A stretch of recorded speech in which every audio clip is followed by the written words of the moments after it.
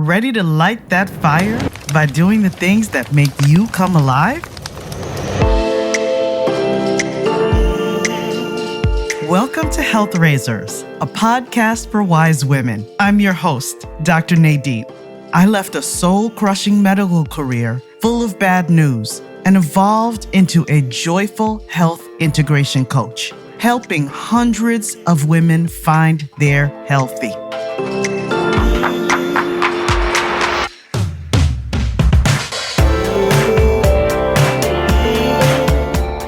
You're more than your dress size. Stop putting up with toxic relationships, swallowing your true emotions, and sacrificing your mental health. Stop using your body as a battlefield. You're always giving. You deserve to put yourself first, not just for your sake, but for those you love. Wise women, let's make ourselves a priority right now. It's time to raise some health together. If you're ready to take the first step, visit npkhealthintegration.com and take the free questionnaire to assess where you are in your health journey right now. And if you're ready to take a bolder step into possibility with your health journey, email me at npk@npkhealthintegration.com to learn more about classes and coaching. Welcome, wise women, to my virtual living room. Today, my guest is Joe Hunter. Joe is the co-founder and CEO of 64 Million Artists. 64 Million Artists believe that everyone is creative, and the aim is to work collectively to catalyze the creativity of everyone in the UK. Joe, thank you so very much for being here. I can't wait to dive into our conversation. Me neither. It's lovely to be here. Thanks for having me. So, Joe, we're going to jump right into it. And the first question I want to ask you is, when I say the phrase healthy woman, what comes to mind? Oh, that's a really great question. I think it's so interesting. The first thing that came to my mind when you said that just then was strength. I think it's something that I've been thinking about a lot at the moment, is like, how do I support myself to have the kind of strength that I need to live my life? Like, whether that's physical, like being able to like pick up my two children and then run around with them, or whether it's also like feeling strong enough to deal with a kind of emotional load that I hold and live with.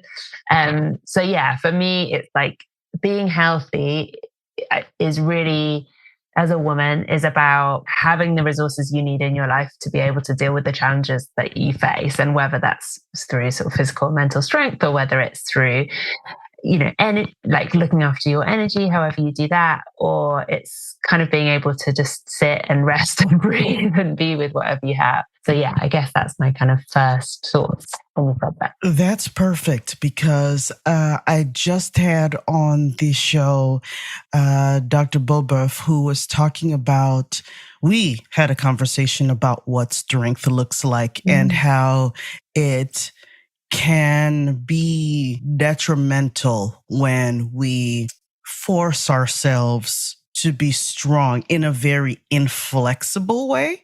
So I want to hear a little bit more about the nuances, because it seems like you are thinking about it not as put on the brave face and do what I have to do, but I also heard in your response some softness, some resilience, some reflection in what strength could potentially be beyond the superficial. Definitely. And I think, we work with women quite a lot we do a lot of work around sort of leadership and creativity. And I think, one of the strongest things that we can do is to say no to things and make space. And certainly for me, I think I find it most difficult to rest when I'm sort of trying to be on top of it.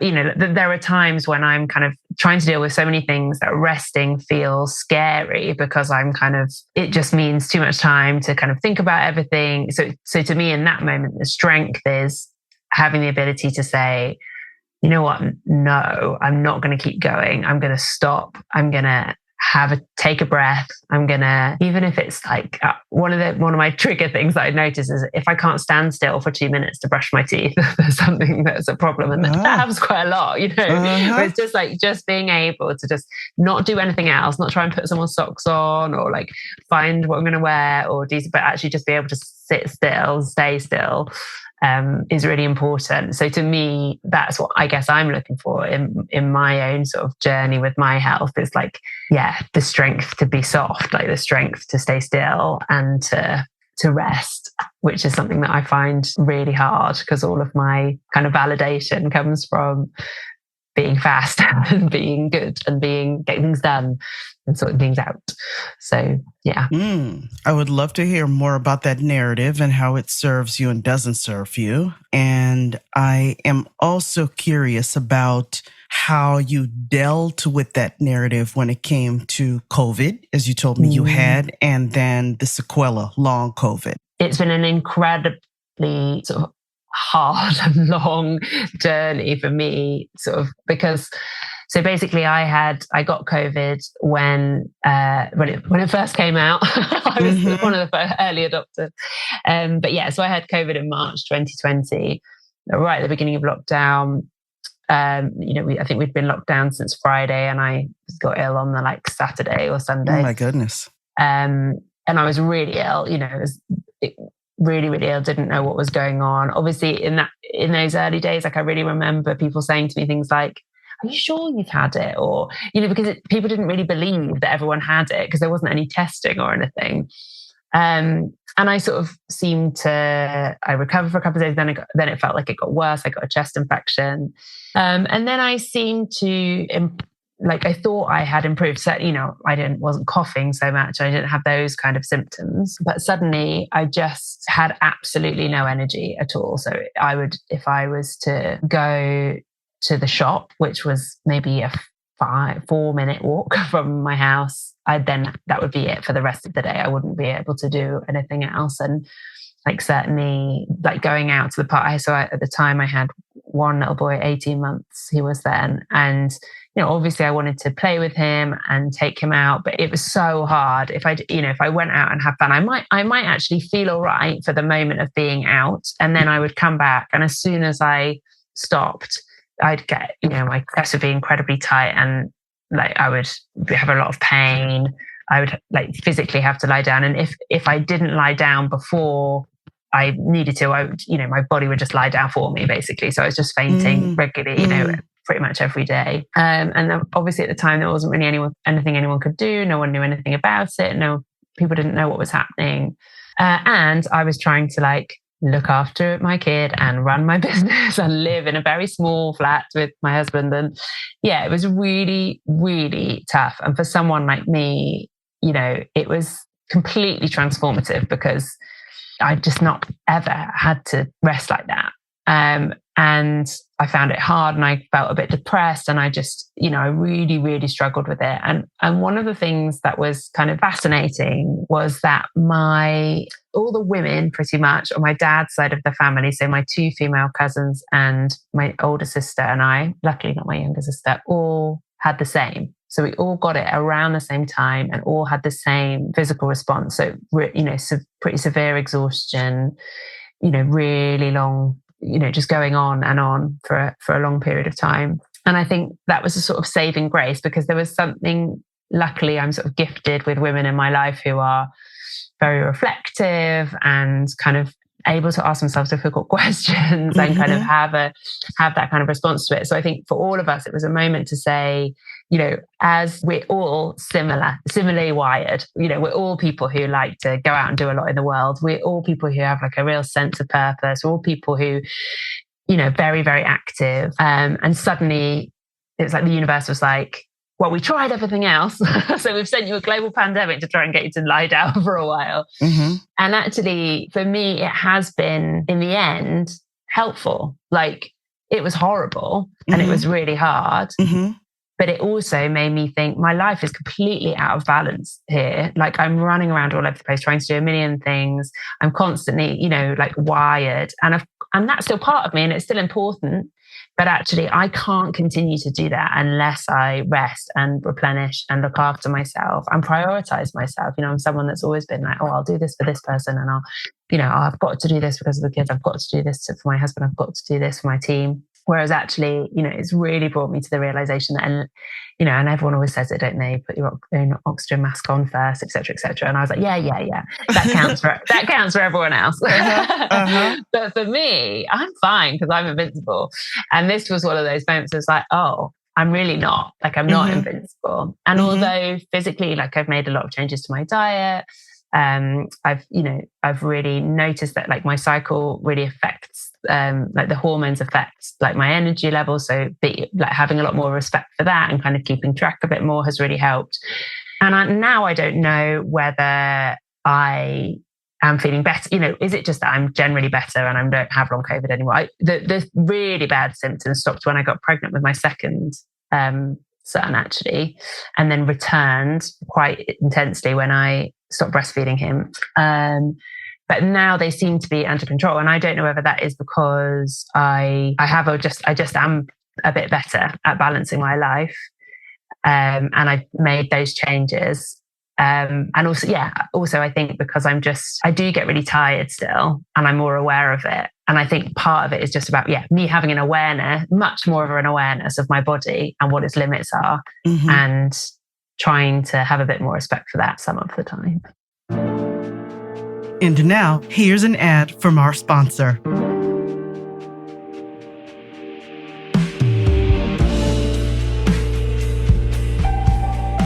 In the mood for coffee, tea, yummy pastries, or cool swag? My friends at Infusco have got you covered. Infusco Coffee Roasters is a cozy neighborhood coffee joint in Sawyer and St. Joseph, Michigan. Infusco stands for a healthy community. They craft irresistible seasonal drinks, sourcing local artisans' products. The flavors shine from quality ingredients, and their beans are roasted on site.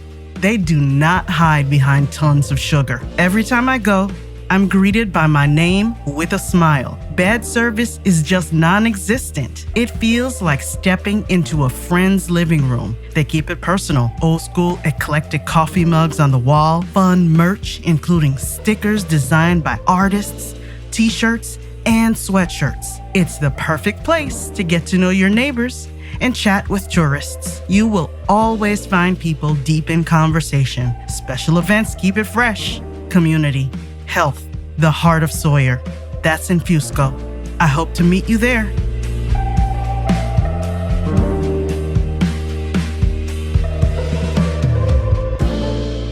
That totally resonates with me, because although I didn't have the exact same experience you did with COVID and dealing with a young child at that time, many years ago, a little bit over a decade now, depression. I was majorly depressed, and I stopped working at that point, and it was really it brought me to my knees and made me stop to reflect about what I was doing to myself, why I was doing it, what sort of unrealistic expectations I had for myself, and what did I really want, and how did I want to interact with myself and with the people in my life? And were my beliefs real? Were the beliefs that I had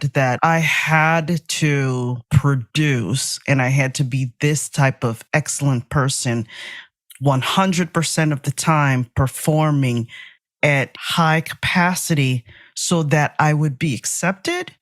I had to ask myself, was that true? And did the people around me really want that for me?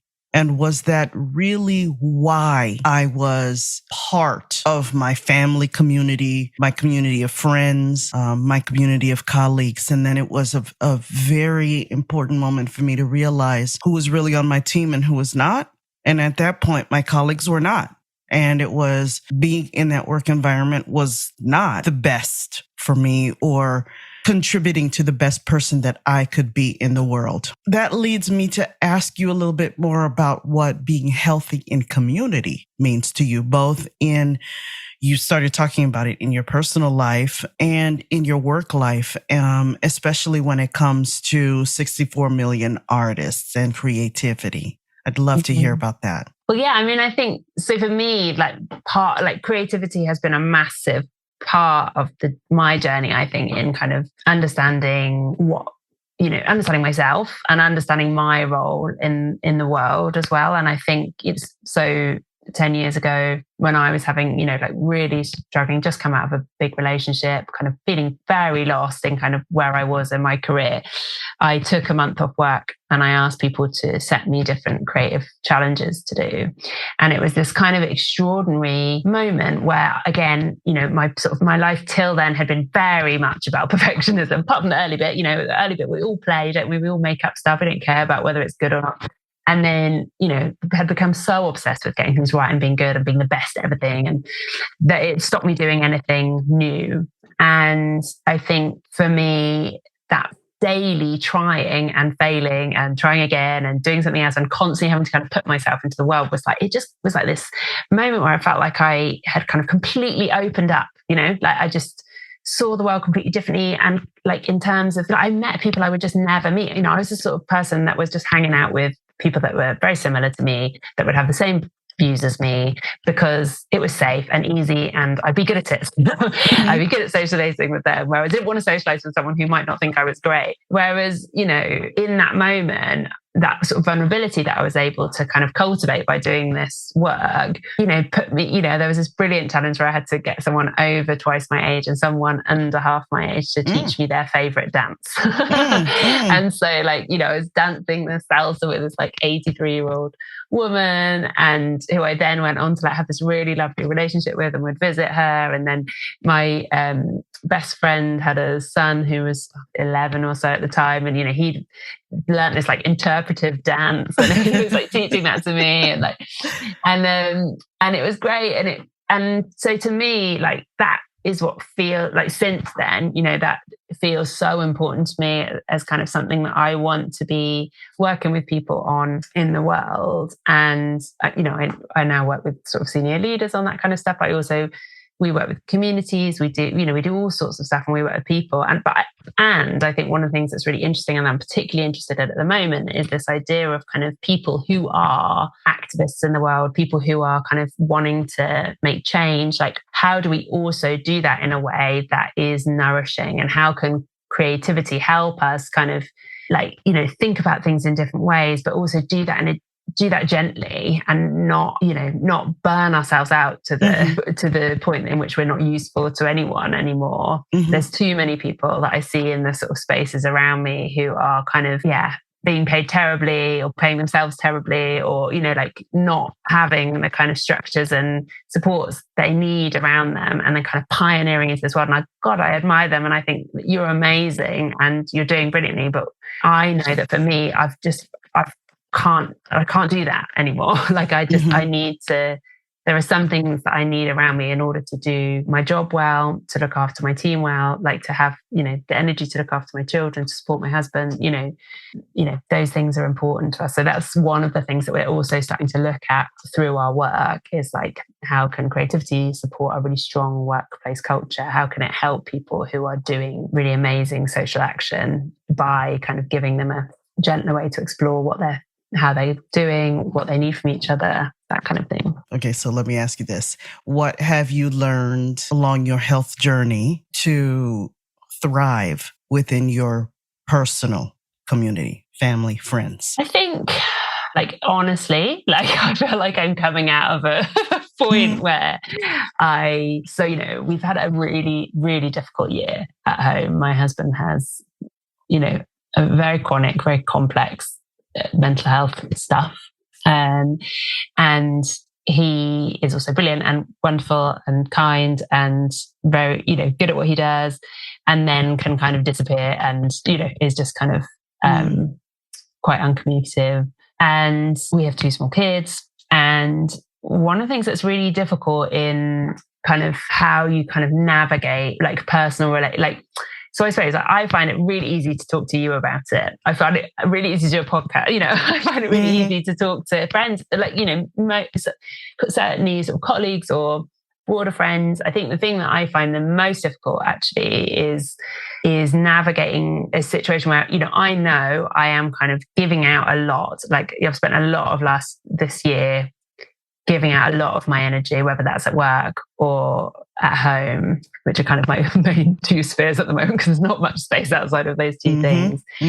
And so actually, I think the thing I'm finding hardest at the moment is like having relationships with my closest friend and family, who I know are the most concerned, will be the most concerned about me, because I know that they will say, how can you change this? Like, what can you do differently? And right now, I'm definitely in a place where I'm sort of like, I don't really know, apart from to kind of say, I'm stuck and I can't, I'm really struggling to kind of keep up and look after my kids and make sure that they feel happy and healthy, and make sure that I feel happy and healthy, and manage what's happening at home.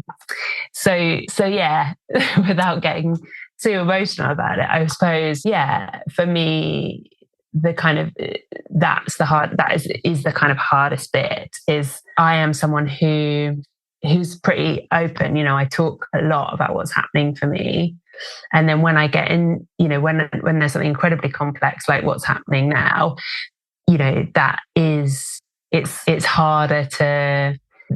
It's also, I suppose, this is what it is that there's no fix. There's no immediate thing I can do. There's no solution. There's no, I'm going to do this and tomorrow it's going to be different. And I suppose that's a lot of the way I get my energy, is like, and that's creativity in itself, isn't it? Like, like how do I think about this differently? What can I do? Like, how can I come up with something that will kind of give me, and I have been doing that. I've got this really great group of people that I check in with on a Monday morning about how we want the week to go. I've got a lovely supportive group of mum friends who call on me and I call on them. Like, there is loads of stuff I brought in. And I think ultimately the thing I find the hardest is how do I hold a space for myself to say, I just got to give in to the fact that this is difficult and there is nothing much I can do. And how do I allow other people into that space and say, I'm not expecting you to fix this. I don't want you to help. I just need you to be here with me in the moment of it being hard. And that is hard to do. Like, that's hard to say. Like, it's hard for people because most people around you want to fix it, don't they? People who love you want to help you. Whereas actually what I need from my friends and family now is to say, I know there's nothing I can do, but I'm right here. And I'm just going to give you a hug, or I'm just going to be with you and acknowledge that it's hard, and not tell you that it needs to be different, but just to say, this is a difficult journey and I'm going to walk it with you. I'm going to walk alongside you. And that, is just useful to say out loud because I think that's a hard thing. Sometimes I think a hard thing to ask someone for, isn't it? I think it's beautiful that you are practicing doing so. And it is a practice, isn't it? Especially coming from, I salute you as a fellow Type A woman. It is very, very difficult to just ask for help and to just say, I don't want you to fix anything. I don't want you to judge it either. Yeah, exactly. Because that's also very hard for us, isn't it? It's the attaching the judgment, the shoulds and the shouldn'ts, and making us feel a little bit worse about the situation when it's really just enough to hear, I hear you, I'm with you. And we can actually share this space together and maybe even a little bit of comfortable silence. Yeah. And that's all I need from you right now. And that's just a gift. And I also heard a lot of in your story, in your very moving share, and thank you for that just now. A lot of hope. Thank you. Yeah, and I think you're right. And thank you for the space, because I think that's the thing, isn't it? Like, how often do we give each other space as friends? That need to make it okay for someone often means that we don't have the strength. We don't have the nerve essentially to just let someone chat, like to say it out. And so what you were doing there for me was to say, I'm just going to hold this space while you keep going. And then I'm able to get to the point where I'm like, you know what I actually really need is this. And, you know, that's something I hadn't really noticed. Like I knew that I needed something different. I knew that I was sort of avoiding talking to friends and family about it because, you know, I didn't want to put them in a position where they had to hear me be sad and not be able to do anything.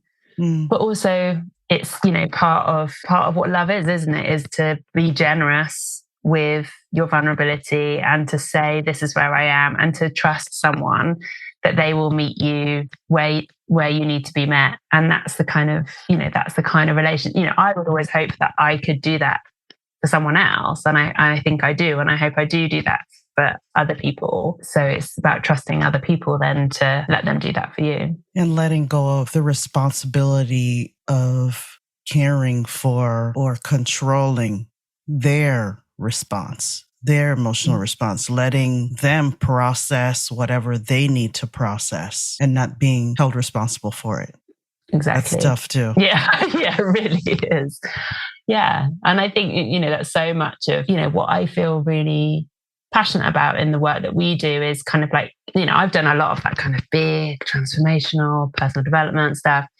And it's cool. I love that stuff, you know, but for most people on a day-to-day basis, that stuff is huge, you know, it's like big and scary. And what I like about what we do is it's kind of a slightly safer, you know, like it gives people that little, a little window, a little moment to be like, could this be different? Could I think, you know, like, could I be differently in this moment? Could I think differently in this moment? Could I allow someone else to be different? Could I allow myself to perceive someone differently by kind of sort of slightly rejigging my brain by doing this kind of stuff? Like that's what I'm interested in. Like, that's what I love about, how our work affects people, whether it's them doing something like a tiny creative challenge in this January challenge that we're doing at the moment, or whether it's a big leadership program where it's like those little moments. And they take it is a lot about like, how do I take responsibility for myself in a different way? How do I take responsibility for seeing others in a different way? You know, we're all a work in progress all of the time, aren't we? Yes. And how we gentle on ourselves during that time. Well, it reminded me of yoga practice in that you practice in a very low risk environment, on your mat, in your chair, so that when you are facing something that's higher risk or higher stress, a higher stress situation, you've been practicing so that you can put that into practice in a more high pressured situation to help yourself. So what I'm hearing from you is seeing yourself as a creative person and doing these low risk creative challenges can help transform the way you see yourself. And so that you can be the person you want to be in your life and show up in a much more vulnerable, much more honest, open, messy way. Absolutely. Like you should do our marketing.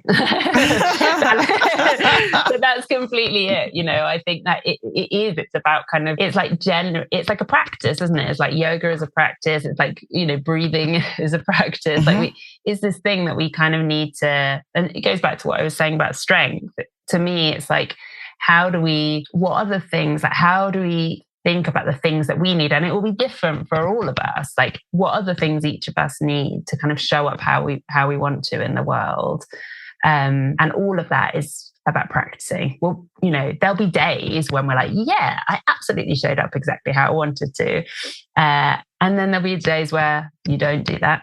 And it's not like there's no linear, I'm going to the end, this is my goal. And it's about how do we have the resources to navigate the fact that it's always a roller coaster. It's always up and down. I think it's so interesting, isn't it? How we're kind of educated in this incredibly linear way. Like, we, you know, all of our formative years are like, well, maybe not the early ones, but the sort of from the school onwards, it's like, and then we do this exam and then we do this and it progresses like this. And then suddenly we get out into the world and it's like, oh, that's not how it works. There is no linear process. It just goes round and round. So like, again, the practice of being comfortable with that, the practice of knowing that that's the case is something that, we're doing all the time. We have to keep practicing because it's always going to change. So as we're winding down our lovely conversation, I want to thank you. And I also want to ask you what you would like to share or ask the women in our virtual living room right now about their health. So I guess one of the things that interests me about how we are as women and how we see ourselves in the world, I suppose what I would ask is, how are you giving yourself the time and the space to work out what it is that you really need for your health? I think that we are so, especially now, there's so much influence around us, and it's so easy to be drawn into, well, I saw on Instagram, it's really important to take a bath, or like this, everyone else seems to be doing yoga, or like this stuff that I'm doing, that person's doing, like that gut health seems really cool. And all of those things are cool. It's great to take in a whole bunch of influences and learn from other people and hear about different kinds of practices and learn from people that are different from you. But also it's what's the practice, and whether that's, closing your eyes and putting your hands on your belly, or thinking about it in the bath, or going for a walk, what's the thing that you're doing to give yourself the time to work out what you really need? Because actually, I think so often we're so used to that, to looking for kind of external validation, external answer, someone tell me what to do. Whereas actually the only person that can ever really know what's right for your health. I mean, obviously there are some medical situations where you might not know, but really it is always us. And it is about, how are we cultivating our practice of knowing within ourselves? How do we allow ourselves time and space for knowing who we are and what we need? And how do we keep holding that, practicing and holding and doing again that time and space, so that we're developing that practice of listening to ourselves? Because I think, that's kind of the greatest gift we can give ourselves, isn't it? Really is that time for knowing. I'm so happy Robbie connected us. This was a real gift. Thank you. Thanks so much. Have a wonderful rest of your day. You too. Take care. Bye-bye.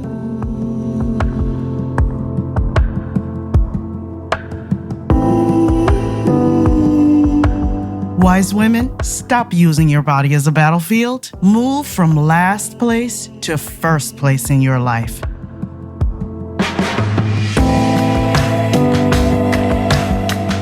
Let's raise health together. Take the first step and visit npkhealthintegration.com for a free health questionnaire. Ready for more? Email me at npk@npkhealthintegration.com to learn more about classes and coaching. And let's start a conversation. Thanks for listening and taking this time for yourself. See you next time.